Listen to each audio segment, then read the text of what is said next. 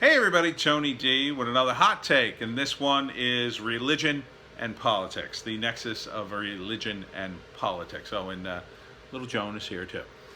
So, in case you haven't heard, there was a fire in an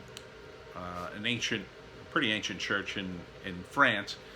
The last pipe organ that was that had survived after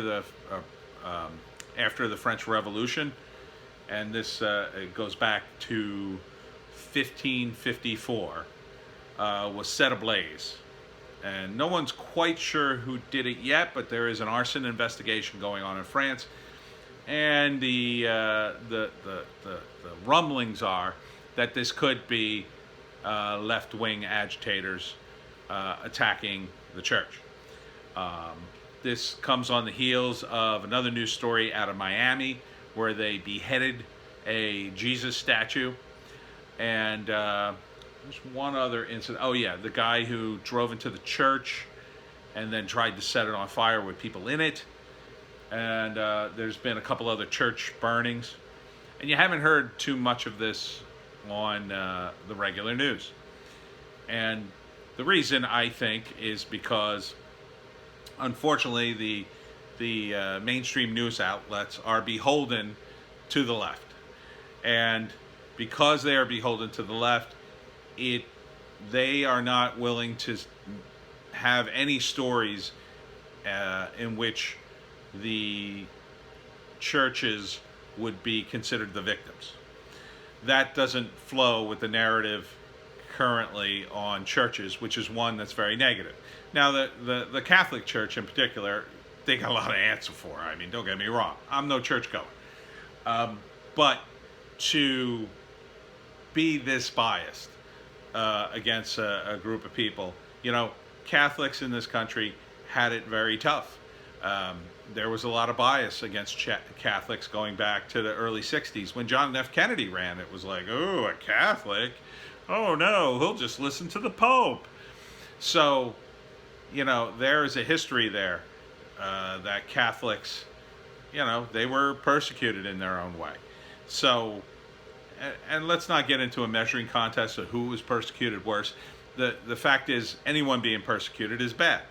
And to allow this sort of thing to happen and not even report it, not even talk about it and what it means, is just going to embolden the people who are doing it even more.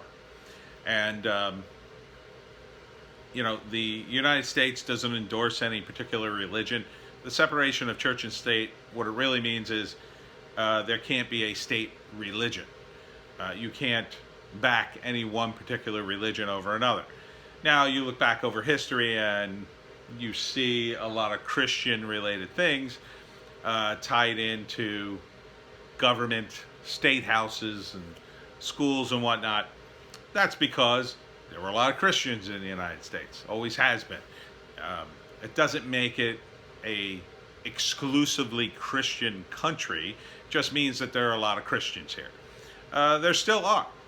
And, when it comes to this election, there's going to be a lot of questions for a guy like Biden, who seems to be dragged further and further left by these Marxists who are not, they're very anti-religious. Marxism has no use for religion.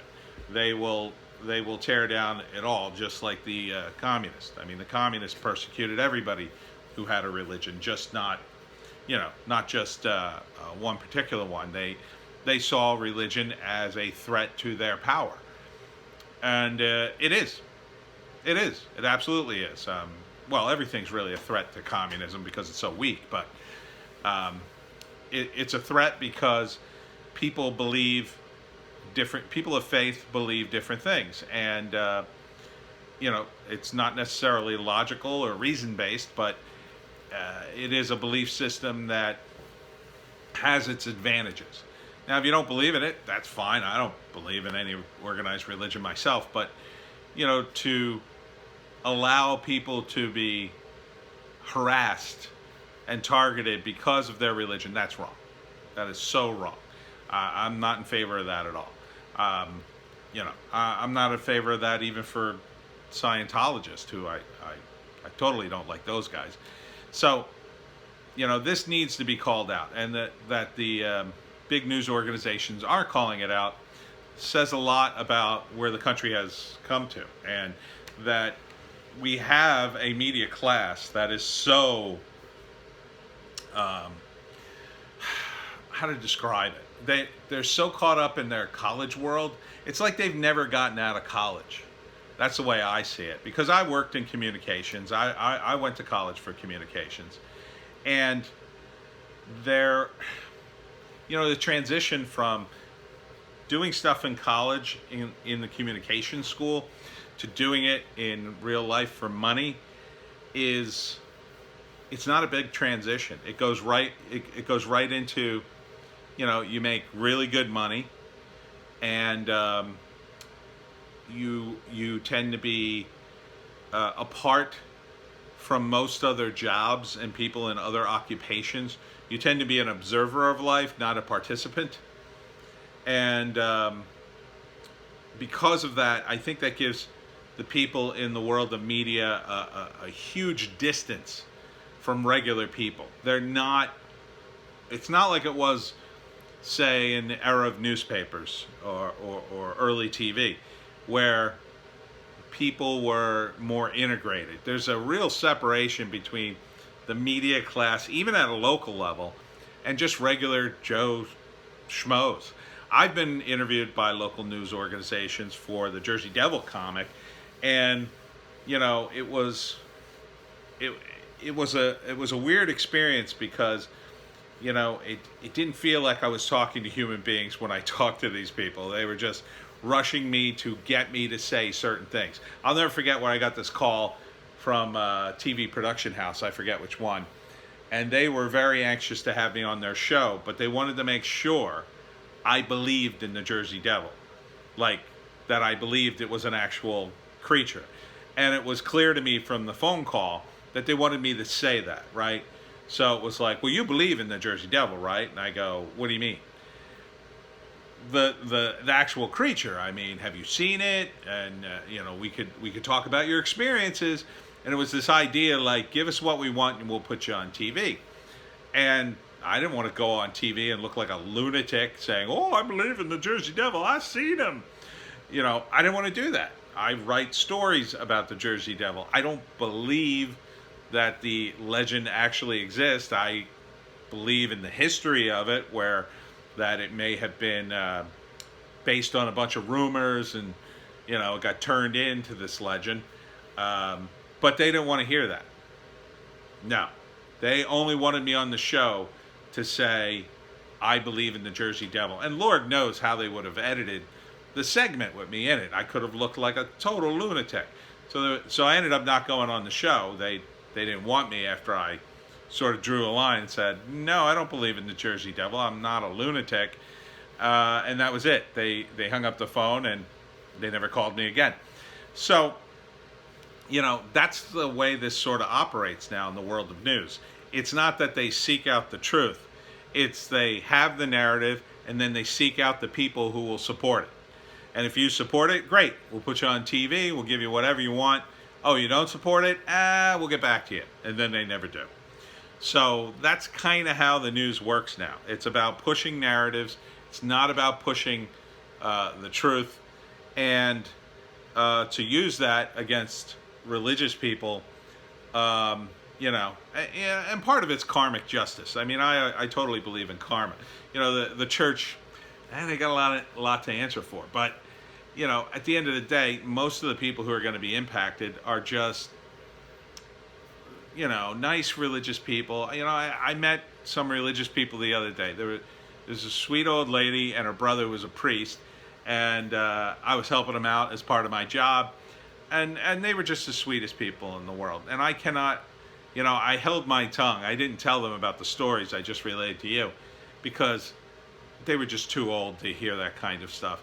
I hope they never hear those stories. I hope they, run out the clock in peace, as it were, and never have to confront any of these crazy Marxists or people, because, they would just be heartbroken. It would just be terrible to see people like that, having to deal with people who are so hostile to people of other beliefs.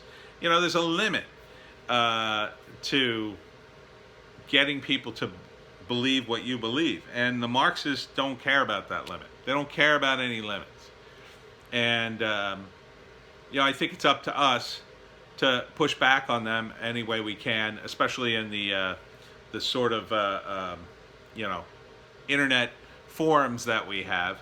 Do it smartly. Don't do it dumb, and don't be violent about it, of course. But just make your case and try to calm people the F down, because at the end of the day, these lunatics, they don't see the train coming. They're on the tracks and they're dancing, and they don't see the train coming, but it's coming. And that train is reality. When reality comes, there ain't nothing that's going to stop it. These people are a lot of them are going to go to jail. A lot of them are going to be arrested. They're going to be scarred for the rest of their lives. They're going to be left in their mid-40s trying to pull their lives together after a prison term. Talking to people, going, well, when I was younger, I had some beliefs, and now I don't hold those beliefs anymore, but I did some things I'm not too proud of, but I'm trying to put my life back together. Can you give me a break? Yeah, that's where they're going to be. And it's sad. It's sad that people have to go there, but it was their choice. And now, well, I'll get into it the next video, but now Trump's laying down the hammer with the federales.